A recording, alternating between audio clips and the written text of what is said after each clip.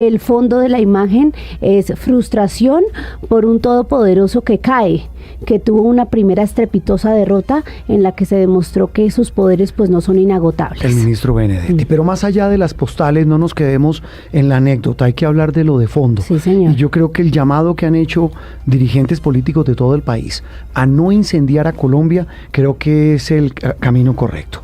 Alejandra Barrios es la directora de la Misión de Observación Electoral. Con ella, una gran amiga de esta casa, muchos años conversando de lo divino y lo humano en lo que tiene que ver con los procesos electorales, con el devenir político y sobre todo con el aparato institucional de Colombia. Alejandra, como siempre, un gusto saludarla. Juan Roberto, un gusto. María Camila, también un gusto. Y pues bienvenidos al país después de este interesantísimo cubrimiento que hicieron. Muchas gracias. Estamos en el país del Sagrado Corazón. Ay, sí. Alejandra. Y en ese país del Sagrado Corazón, pues pasan cosas como lo que ocurrió esta semana en el Congreso, en X, con un presidente haciendo los llamados que está haciendo, con un gobierno buscando salidas a una derrota política, pero en medio de todo la gente en la calle preguntándose para dónde va este país en materia política. Desde la MOE, ¿cómo vieron lo que ocurrió y sobre todo cómo asumen y qué lectura hacen de lo que viene para un país que está a un año de elecciones? Pues mira, prefiero hablar de lo que viene y aquí sí. En lo que viene lo primero es el llamado. Comparto con ustedes y con muchísimos analistas que aquí lo último que se tiene que hacer es un llamado a seguir profundizando la polarización. Profundizar la polarización es radicalizar el país. Estamos a unos 6-7 meses de las próximas elecciones y un país que va a elecciones en radicalización, sobre todo con el contexto que tiene Colombia. Eso se traduce en violencia, eso se traduce en la imposibilidad nuevamente después de reconducir los sentimientos de la ciudadanía. Así que hoy el Congreso de la República ya tiene una ruta. Hay una ruta que se marcó desde la Comisión Cuarta.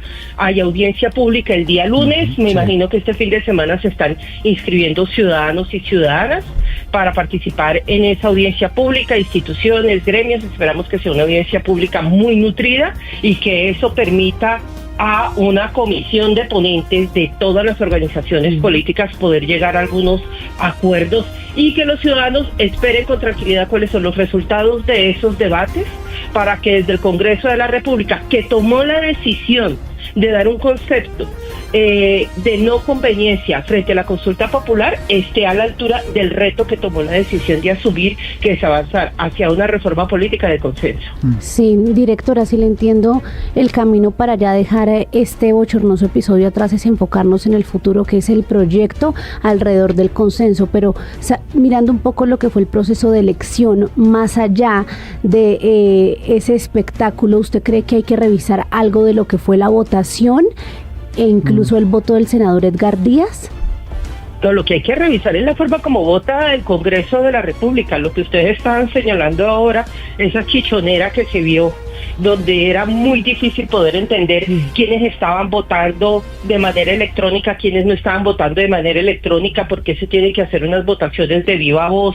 Todos, muchos congresistas que ustedes lo veían pegados al secretario, quien es el notario de ese proceso electoral, es un desorden completo. Y eso no se debe permitir ni por parte de la presidencia ni por parte de los mismos congresistas. Claro, uno veía una información en el tablero, otra información era la que se decía en voz alta, y vean que estamos hablando de una votación que se definió por dos votos. Es decir, estamos hablando de 47, 49 votos. Eso necesita orden, rigurosidad y tranquilidad para poder generar confianza sobre lo mismo y no en lo que estamos con voces y gritos de fraude. Sabe que todo eso se podría resumir, Alejandra, en algo que yo creo que es lo que nos está faltando: institucionalidad. El respeto a la institucionalidad. Es que no puede ser, y no quiero compararlo con nada para no ofender a nadie, pero es que esto era lo más parecido a un gatuperio en una calle de Bogotá, y no a lo que ocurría en una de las tres ramas del poder público. Y estoy totalmente de acuerdo con usted que esa debería ser la gran reflexión de lo que pasó esta semana.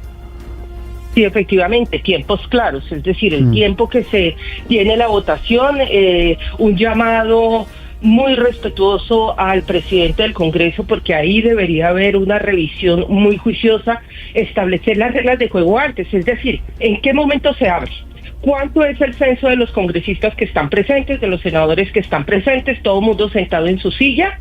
En definir el tiempo en que va a estar abierta la votación. ¿Van a ser 3 minutos o van a ser 10 o 15 minutos? Y señalar los pasos claramente, porque lo que tuvimos y parte de lo que se discute esta semana, y que yo espero que no sea la discusión de la próxima semana, es efectivamente quiénes votaron sí, quiénes votaron no, pues el resultado de esa chichonera de votación en últimas. Pero entonces, en lo que hemos hablado en los últimos años, usted es testigo de cómo casi en todas las legislaturas se tramitan varias reformas políticas. Nunca había escuchado esta propuesta, la de modificar cómo se vota, que lo establece pues una ley en el 2011 que modificó o que puso las reglas sobre la ley quinta de 1992. Lo que le entiendo, directora, es que usted cree que el voto manual es desordenado. No. O tiene que organizarse el procedimiento de voto. Es decir, ¿qué sería lo ideal? Puede hacer el presidente. Lo ideal que hubiera sido que el presidente hubiera parado la sesión, hubiera dicho muy bien, vamos a empezar a votar, anunciar en silencio la votación y establecer las reglas de la votación. Vamos a empezar a votar. En 10 minutos se va a hacer la votación, o en 3 o en 15, establecer un tiempo, porque parte de la discusión que se tuvo esta semana es cuánto tiempo duró, si fueron 3 minutos lo que estuvo abierto la sesión, o 5 minutos, o si tenían que estar abiertas los máximo 30 minutos es lo que puede estar abierta la sesión, pero que hubiera establecido el tiempo y con claridad hubiera empezado la votación y definir si se podía votar de manera mixta, quiénes iban a votar de manera mixta y anunciar esos votos uno por uno. Lo que teníamos ahí, yo creo que a ustedes les pasó lo mismo que a mí, si estábamos viendo en directo, es que en últimas veíamos en la pantalla una votación, yo alcancé a ver una votación de 47, 45, después no entendía cómo se había llegado a los 49, si se había cerrado o no la votación, porque se anunció como 2 veces el cierre, después no sabía si eso era una pregunta. Yo tampoco, yo estoy con usted, Alejandra, yo no entendía. Yo hubo un momento en que me perdí y le escribí a María Camila, que estaba de María Camila, no entiendo. Ella me decía, espere que hay votos manuales. Alejandra, y volviendo, y me quedo con la reflexión inicial suya de que miremos hacia adelante. Hay un tema que es esta reforma laboral, pero hay otro tema en el que usted hace énfasis, y eso yo creo que también es fundamental, hacer reflexiones. Hoy domingo, ya con más pausa, con más tranquilidad y pensando en el país, es que, Alejandra, vienen elecciones, lo que usted dice, viene un proceso electoral. Tal vez fue Andrés Caro, un columnista muy querido de La Silla Vacía, que decía en su última columna, en su más reciente columna, decía que él temía que las elecciones que vienen no van a ser iguales a las de las demás. ¿Usted comparte esa misma preocupación? Comparto esa misma preocupación con Andrés Caro. Esa misma preocupación aquí estamos viendo, y es lo que dije al principio. Pasar de la polarización a la radicalización, eso es otro tema. Eso es otro color del proceso electoral. Vean, solamente con esta votación, 49, 47 votos están mostrando lo fracturado que está el país político.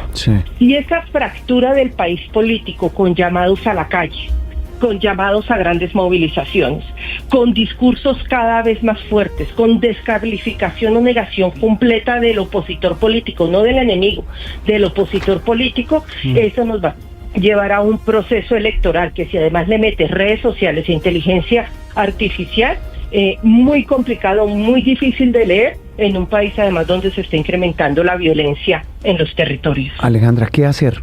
¿Cuál es la salida? ¿Cuál es, digamos, una manera de pensar en que blindemos no solo a las elecciones, al país y a la democracia frente a esta barbaridad que están cometiendo los que nos dirigen?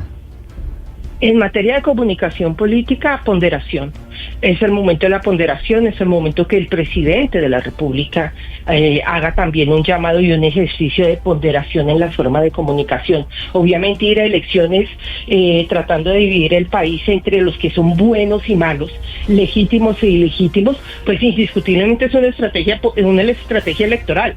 No solamente en Colombia, sino en todo el mundo. Pero el resultado de eso en un país como Colombia es incentivar y fomentar actos que se salen de la institucionalidad colombiana. Aquí hay una ruta, a algunos les puede gustar más que a otros. Hay una ruta en el Congreso de la República para definir las diferencias, y en materia electoral Tendrá que haber una ruta discursiva, ojalá con llamados a la sensatez, con mejorar la calidad del debate, pero no con la descalificación del contrario político. No estamos entre enemigos, estamos entre personas que tienen posturas ideológicas y políticas diferentes, y esas posturas son legítimas de lado y lado. Sí, Alejandra, esa radicalización, ¿en algún momento dado cree usted que pueden poner en peligro las elecciones? Esa radicalización sí puede poner en peligro las elecciones, y las puede poner porque todos tenemos en la cabeza, en los recuerdos muy frescos todavía lo que pasó con el estallido social. Y con eso no se puede jugar. Y cuando hay un estallido social, todo se sale de cauce, Juan Roberto, eso lo vimos. Y volver a poner eso en cauce es dificilísimo para una sociedad. Por eso es necesaria la ponderación y el análisis del impacto de las afirmaciones que se hacen de lado y lado. Eso es cierto, porque además es de los dos lados. En eso estoy de acuerdo con usted. Alejandra, como siempre, un gusto escucharla y poder compartir con nuestros oyentes y televidentes sus muy valiosas reflexiones del momento tan delicado que estamos viviendo. ¡Feliz domingo! Feliz domingo, Juan Roberto, María Camila, muchísimas gracias. Alejandra Barrio, la directora de la Misión de Observación Electoral aquí en Sala de Prensa Blue. Interactúe con nosotros a través de Twitter con el numeral Sala de Prensa Blue.